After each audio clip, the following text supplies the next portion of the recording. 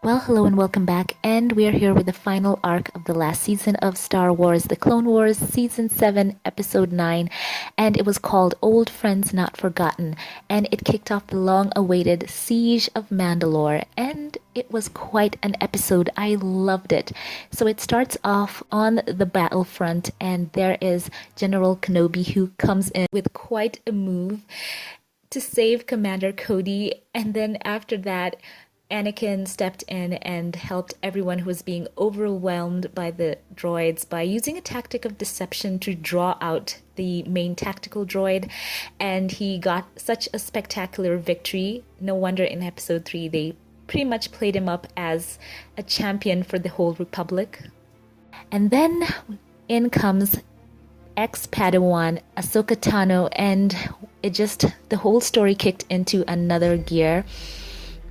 So apparently Anakin and Obi-Wan are called back to their flagship, and they see Ahsoka there with Bo-Katan, and they are telling them that they have located Maul, and they want the help of the Jedi to basically drive him out of Mandalore. So I love the part in the episode where Anakin and Obi-Wan get to talk to Ahsoka again, and it was conveyed so beautifully, especially first of all as they spoke to her over the comms, and the look on Anakin's face was so telling. I love how they conveyed just the way he felt seeing her again. It was awkward and sweet, and it was just a very interesting scene. So hats off to Matt Lanter. He voiced that really well as the animators. It was working hand in hand to let you know how awkward it was to see her again for the first time. And then when they actually met face to face, it was a very strange greeting. It's like he wanted to welcome her, and she cut him off and said, "We have to go straight to the point." And in that moment, I saw in Anakin just some of the things that could help tip him over to the dark side, apart from him trying to save Padme later on. Just that sense of how his relationship with Ahsoka went, and probably how he was perceived as someone who lost his student. I think there's a lot to unpack there as well. So basically, they tried to enlist the help of the Jedi and some of the clones to take on Maul, and Obi-Wan says that he has to consult the council. He just can't decide on a whim. And I like when Bo-Katan invoked her late sister's memory, Duchess Satine. Obi-Wan admits right there when everyone's watching how much he did love her. So it does lend to that thought that he does understand Anakin.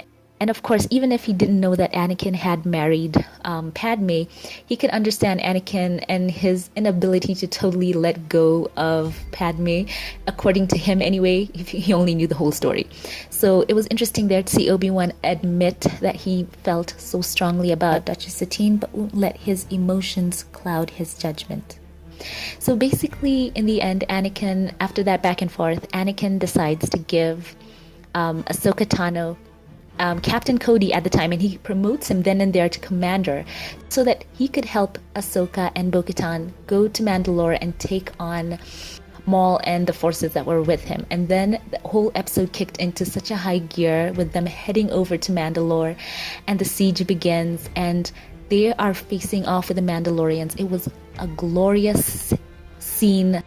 It was action-packed, such gripping action, and it reminds you why we love the Mandalorians so much. From their look to the way they just go about battle, and everything about them is so cool. And there's that scene where Ahsoka and the clones, they jump from the ship, and Ahsoka just takes on so many Mandalorians, taking out their jetpacks. She just leapt from carrier to ship, taking out the Mandalorians, helping fellow clones, and then she lands in such a cool way using her lightsabers, which by the way Anakin gave her. She lands by using them to stop her momentum, and it was amazing. And I like how she tells Rex that she beat him to the ground. That was so cool. So basically, that was so fantastic to see them taking on the Mandalorians, and in the back of my mind the whole time, I could not help but connect this with the Mandalorian TV show, and I was asking in my heart, are we possibly ever gonna see Din Djarin or any of the characters that we were introduced to in The Mandalorian? That was in my heart the whole time. This is such an action-packed episode. The adrenaline was pumping, and I just loved it. This is the essence of Star Wars right here. I think George Lucas, this is what he wants, and I have just such a love and appreciation for him, for Dave Filoni, and for everyone who kind of has followed in this style, as well as Jon Favreau, by the way. So it was classic Star Wars. I loved it. So they go down into the Undercity to pursue Maul, and it ends up being a trap. It turns out Maul, being voiced perfectly by Sam Witwer, by the way, he was hoping for Kenobi to face off with him. So he asks Ahsoka in the end, why are you the one who came? But I think it's gonna lead off to an exciting episode. So guys, there's just so much I want to fit into this, but I've got to keep it short for time. Interesting fact is Ahsoka uses the alias Fulcrum that she used in Rebels, so that's pretty cool. So it is pretty cool to see that as the episode starts, we do see a great tie into episode 3.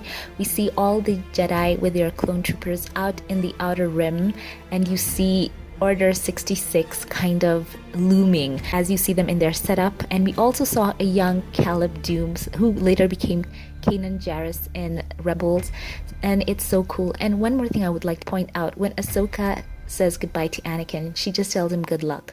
And you can tell that there is so much love between them, but somehow in her words, her final words of friendship to Anakin as he is in that moment before he turns to the dark side, you can see there isn't a sense that she won't ever see him again. Though there is a kind of a moment where you wonder what they're both thinking.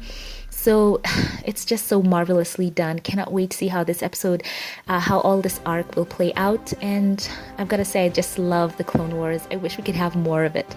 So leave your thoughts in the comments section. I want to know what stood out to you. Thank you for watching this. I'm glad to bring this to you. If you liked it, don't forget to give it a thumbs up, click subscribe. I would love to see you here again.